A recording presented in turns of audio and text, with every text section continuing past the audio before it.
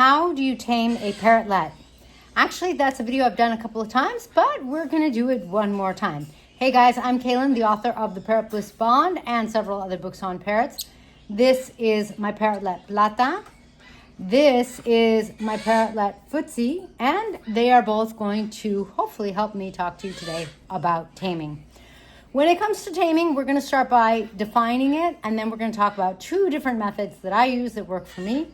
One's easy, one's not. So, the reason we're going to define taming is because when we think of what taming is, it's going to sort of shift our mindset as to what we're going to do and how we're going to do it. So I want you to kind of pretend like you're going to learn a foreign language, because while becoming acclimated to a different societal way of things, if that's sort of what getting tame is like, it's a good way of sort of seeing that the bird is going to have to think of things in a whole different way. In their culture, so to speak, in their flock, bird and bird sounds and bird relationships are different than they're going to be with a human. So you can kind of think of it as learning a new language. If you are immersed in that language, you're probably going to learn faster, but it isn't just the language. It usually comes with the culture. And I want you to think of it that way because I want you to get a sense that your parrot has to undergo learning your language to the best they can, or at least how you communicate and how things are different. In other countries, in some countries we use silverware, and in other countries there's chopsticks and so on and so forth. It's sort of the same, you know. With parrotlets, behavior's one way. With humans, it's another way. So they kind of have to learn all this foreign stuff without having any instructions and without knowing the language. So the first thing I want you to understand about taming is that you can't really be patient enough and give enough time. Time is the magical ingredient. Now, the next thing I do want you to keep in mind is that you can say, if we simplify things, that anytime you're dealing with a parrot, they're coming from one of two worlds, and we're kind of being black and white here.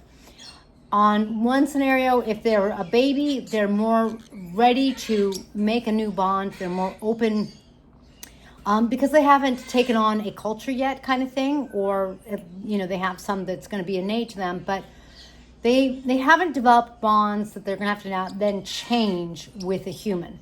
So babies are going to be different than a parrotlet that is a year or an adult, and a year is about an adult. But the older the parrotlet, the harder it's going to be.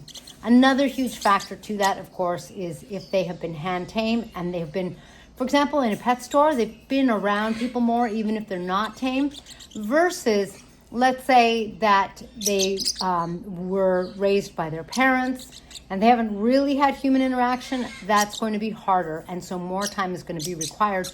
And it's possible that the same level of becoming tame isn't possible. On the other hand, I'm going to contradict myself and tell you that I love paradoxes.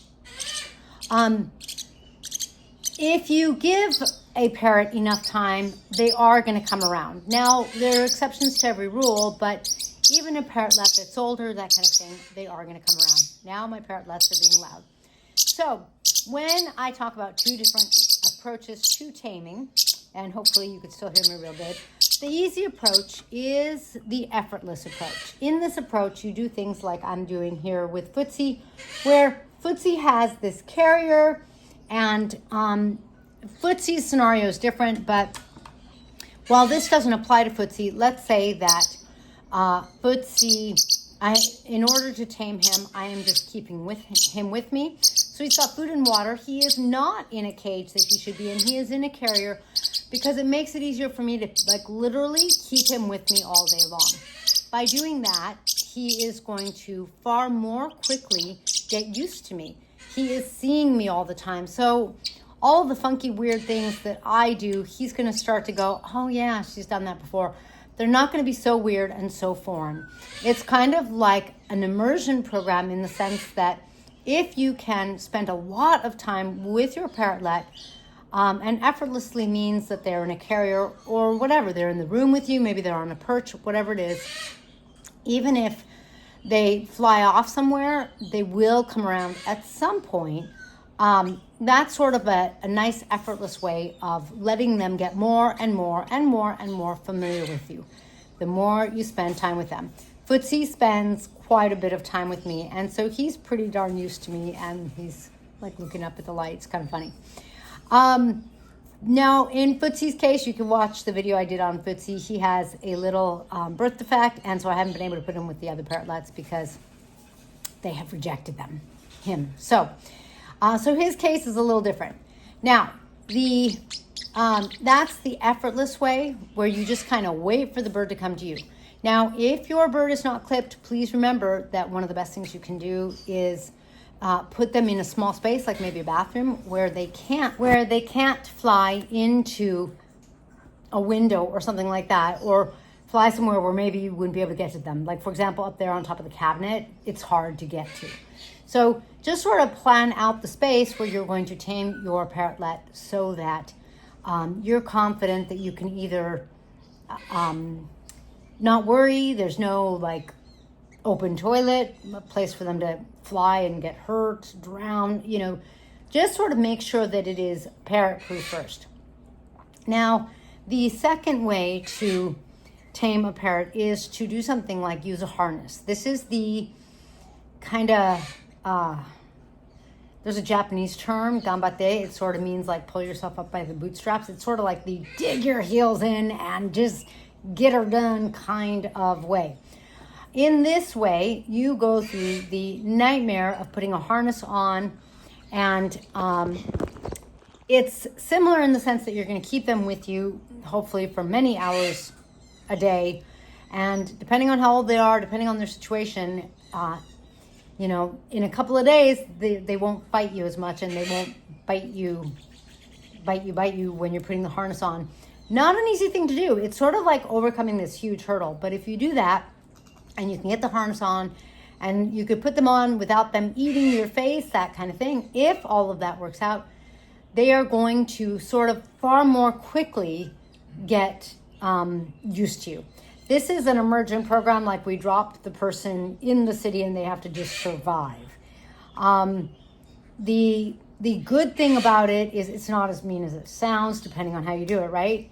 The good thing about it is that the unfamiliarity the bird has with you is going to kind of go quick and fast. In other words, their fear factor, are you going to hurt me? What are you going to do? What's going to happen?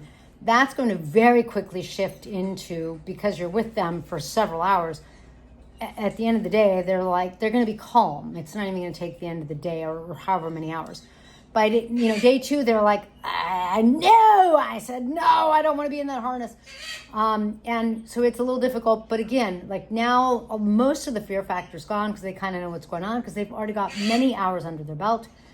And like by day 3 or 4, they're like not really fighting the harness as much. They might even be starting to look forward to it because it gives them time out. It's an adventure.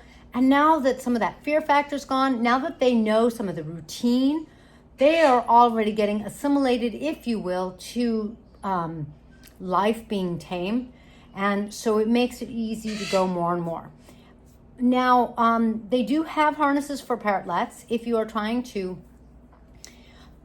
tame a parrotlet and you're having problems, I had someone write who has a 1-year-old parrotlet and he's kind of tried everything, but it's only been a couple of weeks. And I'm saying you really, depending on the approach, you really need to give it more time.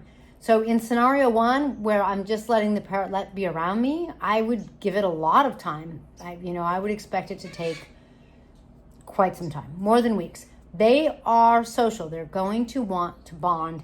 And while you're not a parrot, so you're not the first choice, they will come around to warming up to you because honestly, they don't have a choice.